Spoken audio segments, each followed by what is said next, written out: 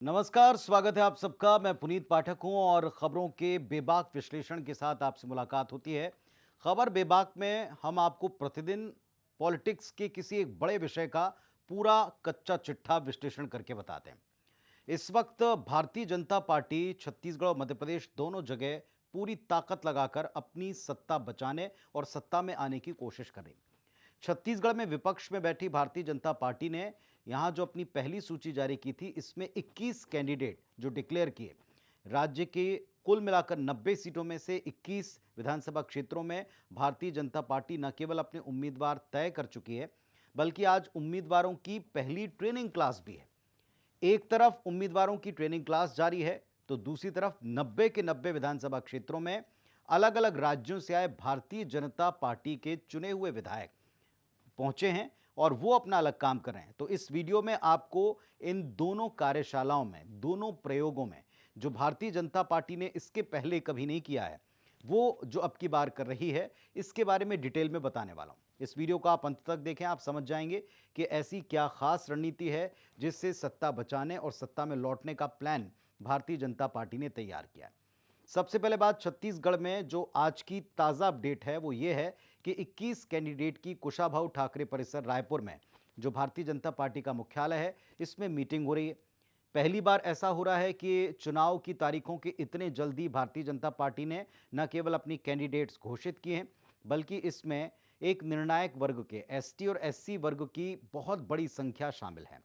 17 लोगों के नाम अगर इसमें इस वर्ग से आते हैं, तो फिर इन वर्गों को लेकर क्या कोई खास प्लान के साथ बीजेपी आगे बढ़ रही, बताता हूं आपको। तो एक ट्रेनिंग सेशन है और सारे 21 कैंडिडेट एक साथ आकर ट्रेनिंग ले रहे हैं, ये भी पहली बार हो रहा है। एक नई बात इसमें यह कि शामिल कौन कौन है, तो वो सारे चेहरे जो प्रदेश में विभिन्न विधानसभा क्षेत्रों में घूमकर सारे सर्वे कर रहे हैं, जिसमें प्रदेश प्रभारी ओम माथुर हैं, सह प्रभारी नितिन अबीन हैं, क्षेत्रीय संगठन महामंत्री अजय जामवाल हैं, प्रदेश संगठन महामंत्री पवन साय हैं और अध्यक्ष अरुण साव तो खैर हैं। इन सब के साथ में इनकी ट्रेनिंग शुरू हो चुकी है। अब इस ट्रेनिंग में तय क्या हो रहा है, इस ट्रेनिंग में पंचसूत्र दिए जा रहे हैं। 5 पॉइंट्स का एक ऐसा प्लान तैयार करके दिया जा रहा है जिनको अपने अपने क्षेत्रों में इंप्लीमेंट करना है, जीतना चाहते हैं तो। अब इसमें सबसे पहले विधानसभाओं में बूथ को भारतीय जनता पार्टी ने हमेशा मजबूत करने की रणनीति पर काम किया है। तो एक बूथ पर एक कैंडिडेट को कितना वक्त देना है, क्योंकि according to Bharatiya Janata party उसने पहले ही अपने बूथ के ऊपर कार्यकर्ताओं को जिम्मेदारी दे रखी, लेकिन कैंडिडेट को प्रत्येक बूथ पर कितना समय देना है यह आज तय होगा। वहां के बूथ की तासीर के हिसाब से कुछ बूथ पर ज्यादा वक्त और कुछ बूथ के ऊपर कम वक्त देना तय हो रहा है। दूसरा, जाति और वर्ग के हिसाब से किन नेताओं के दौरे होना है, जिसमें अदर स्टेट्स के विधायक तो हो ही सकते हैं, इसके अलावा पूर्व मंत्री, वर्तमान मंत्री, केंद्रीय नेता, केंद्रीय मंत्री कोई भी हो सकता है। तो आज विधायक बनने का सपना देखने वाले इन कैंडिडेट्स को खुद भी बताना है और ये सीखना भी है कि जिन विधानसभा क्षेत्रों में वो लड़ने जा रहे हैं, वहां किन नेताओं के दौरे उनको चाहिए या किन नेताओं के दौरे वहां होने चाहिए। ये दूसरा पॉइंट है। तीसरा, कौन से ऐसे स्थानीय मुद्दे हैं जिसको लेकर के वो लड़ने जाएंगे, चुनाव मैदान में उतरेंगे। कुछ तो राज्य स्तर के मुद्दे हैं, कुछ देश के स्तर के मुद्दे हैं जिन पर बीजेपी हमेशा बात कर ही रही है। लेकिन 24 से पहले 23 में अगर आपको अपना विधानसभा क्षेत्र जीतना है, तो उस इलाके का, पर्टिकुलर विधानसभा का एक बड़ा मुद्दा या कम से कम एक के साथ साथ कुछ और मुद्दों को ढूंढने के लिए इन्हें कहा जा रहा है। चौथी बड़ी बात, मौजूदा विधायक जो भी वहां हैं, क्योंकि ज्यादातर विधायक कांग्रेस के हैं, ये वो सीटें हैं जहां ऑलरेडी कांग्रेस विनिंग पोजीशन पर है, अपने विधायक उतार करके अपना काम कर ही रही थी पिछले 5 सालों से। तो फिर उनके प्लस और माइनस पॉइंट ढूंढने के लिए इन नेताओं को कहा जा रहा है जो कैंडिडेट्स बन चुके हैं, यानी इन 21 कैंडिडेट्स को अपने इलाके में 21 कांग्रेस के विधायकों के प्लस और माइनस पॉइंट पर भी घेरना है, प्लस पॉइंट के हिसाब से तैयारी करनी है, इसके लिए कहा जा रहा है। और पांचवा और अंतिम बिंदु है कि आप कितनी सभाएं करेंगे, कितने जनसंपर्क की स्ट्रेटेजी अपनाएंगे, ऑनलाइन तरीके से, ऑफलाइन तरीके से, गिफ्ट बांट करके, कोई सम्मेलन करके, रोड शो या रैली करके, ये सब कुछ आज तय करके उन्हें दिया जाएगा। अब इसका फायदा क्या है, चुनाव के इतने पहले कैंडिडेट्स को उतारने के साथ साथ जब आप 5 बिंदुओं वाला कोई प्लान उनको दे रहे हैं, तो जाहिर है कि इनकी समीक्षा भी होगी और एक टाइम बाउंड भी होगा। यानी आने वाले 3 महीनों के लिए अभी होमवर्क है और फिर इन्हें फील्ड पर जाकर जो वर्क करना, इसकी पूरी रिपोर्ट ली जाएगी। अब आता हूं दूसरे बिंदु पर। भारतीय जनता पार्टी ने जो प्रवासी एमएलएस को बुलाया, प्रवासी एमएलए ये भारतीय जनता पार्टी के चुने हुए विधायक हैं जो बिहार से हैं, उत्तर प्रदेश से हैं, बाकी के दूसरे राज्यों से, झारखंड से हैं, और इनकी अलग अलग संख्या कुल मिलाकर 90 विधानसभा क्षेत्रों में, छत्तीसगढ़ में और मध्य प्रदेश में सभी 230 विधानसभा क्षेत्रों में उतर रहे हैं, पहुंच रहे हैं। इनकी भी ट्रेनिंग हो चुकी है। इनके बारे में भी आपको बता दूं कि मध्य प्रदेश, छत्तीसगढ़ में जो विधायक आए, मध्य प्रदेश में बीते शनिवार को उनकी ट्रेनिंग की गई। पहले नेताओं ने बताया कि आपको करना क्या है और कैसे करना है, और छत्तीसगढ़ में सोमवार को ट्रेनिंग हो चुकी है, उनको बताया जा चुका है। पहले हिस्से में 35 विधायकों को भेजा गया था छत्तीसगढ़ में, उनके प्लान तैयार कर दिए गए और फिर बाकी के क्षेत्रों में भी विधायकों को उतारा जा रहा है। 28 अगस्त तक इनको अपने अपने एक विधानसभा क्षेत्र जो भी तय किया गया है, बाहर के एमएलएस को वहां भेजा गया है, और 2 सितंबर को इनको अपनी रिपोर्ट केंद्रीय चुनाव समिति को, सीईसी के उन अधिकारियों को सौंपनी है जिसके लिए वो यहां पर आए हुए हैं। इनके लिए भी पूरा प्लान तैयार है। इनके लिए बताया गया कि 13 सूत्री प्लान है, कि 13 सूत्री कार्यक्रम दिया है। इन्हें क्या करना है जल्दी से आपको बताता हूं। इन्हें हर विधानसभा क्षेत्र में जाकर विधानसभा स्तरीय मीटिंग लेनी है और कार्यकर्ताओं का फीडबैक लेना है।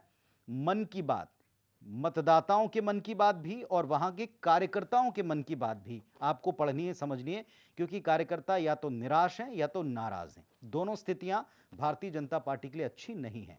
इसीलिए नाराजगी और निराशा किस कारण से है, इस पर मन की बात करनी, एक कोऑर्डिनेशन मीटिंग, समन्वय मीटिंग, और वहां जिम्मेदारियां तय करनी है।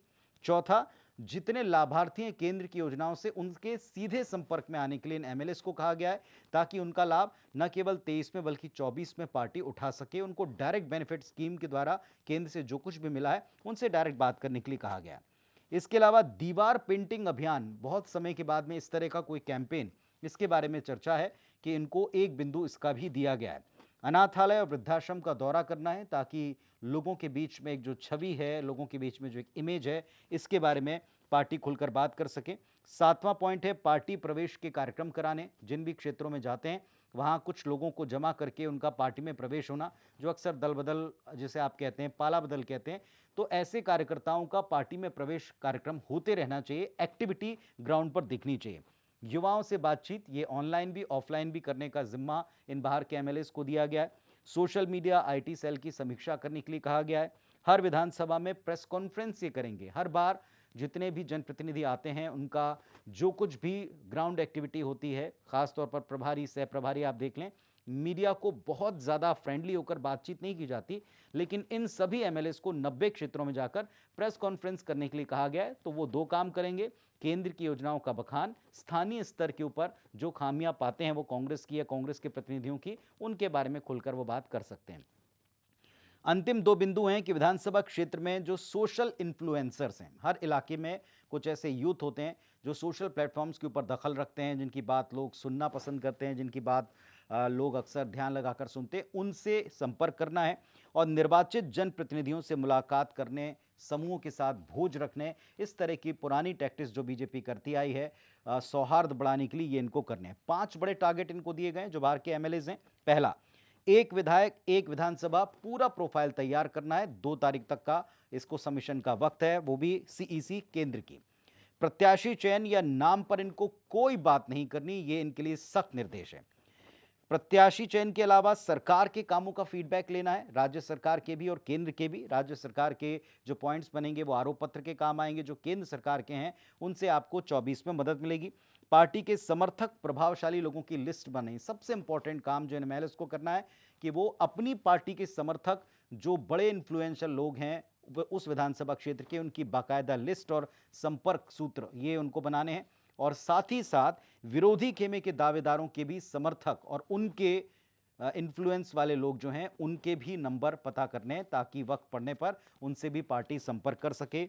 डूज में इनके पास में 1 हफ्ते का वक्त है, 28 तारीख तक का। किसी से मिलने और उसके साथ रुकने, उससे बात करने की पूरी आज़ादी है।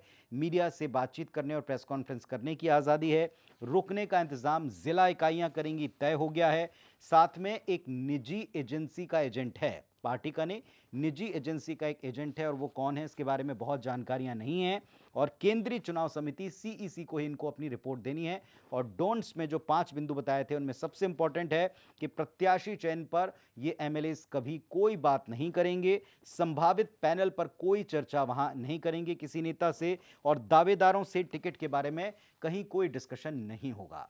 तो 2 स्तर के ऊपर बीजेपी काम कर रही है। जिन कैंडिडेट्स को तय कर लिया है उन्हें ट्रेनिंग देकर, चूंकि ये वैसे ही लूज सीटें हैं, हारी हुई सीटें हैं, कमजोर सीटें हैं, तो इन पर कांग्रेस के अभी इस वक्त विधायक मौजूद हैं, तो उनसे रिलेटेड एक स्ट्रेटेजी बनी है, ट्रेनिंग हो रही है और उनके वो 5 सूत्र हैं, 5 एजेंडे हैं। दूसरी तरफ ये एमएलए ऑलरेडी बीजेपी के लिए विधानसभाओं में कूच कर चुके हैं। 28 तक रुकेंगे, काम करेंगे और 2 तक केंद्रीय चुनाव एजेंसी को रिपोर्ट देंगे। तो आप समझ सकते हैं कि Bharatiya Janata party, cadre base party, किस तरह की किलेबंदी इन इलाकों में कर रही है। कांग्रेस इसको कैसे काटती है, कैसे कांग्रेस इसका हल ढूंढती है, इससे उबर पाती है, क्योंकि कांग्रेस भी कॉन्फिडेंस में है, कहती है हमारे 4.5 पौने 5 साल के काम ही काफ़ी हैं, हमारा भूपेश है तो भरोसा का स्लोगन ही काफ़ी है, हमारा किसानों और डायरेक्ट बेनिफिट स्कीम के द्वारा लाभार्थी प्रदेश का युवा, प्रदेश की महिलाएं और साथ में संस्कृति के एम्बेसडर के तौर के ऊपर जो सरकार ने काम किया है, मुख्यमंत्री ने काम किया, वो काफ़ी। देखते हैं क्या ये पर्याप्त होता है या कांग्रेस को और किसी रणनीति की तरफ जाना पड़ता है। ये वीडियो आपको कैसा लगा, इस पर अपनी राय, अपनी प्रतिक्रिया हम तक ज़रूर पहुंचाएं। और खबरों के बेबाक विश्लेषण के लिए हमेशा आप जुड़े रहें मेरे साथ और खबर बेबाक के साथ में। साथ ही साथ पाठक_पुनीत78 इस इंस्टाग्राम आईडी पर जाकर आप ज़रूर सिंपल सीधी खबरों से अपडेट रहें। धन्यवाद, नमस्कार।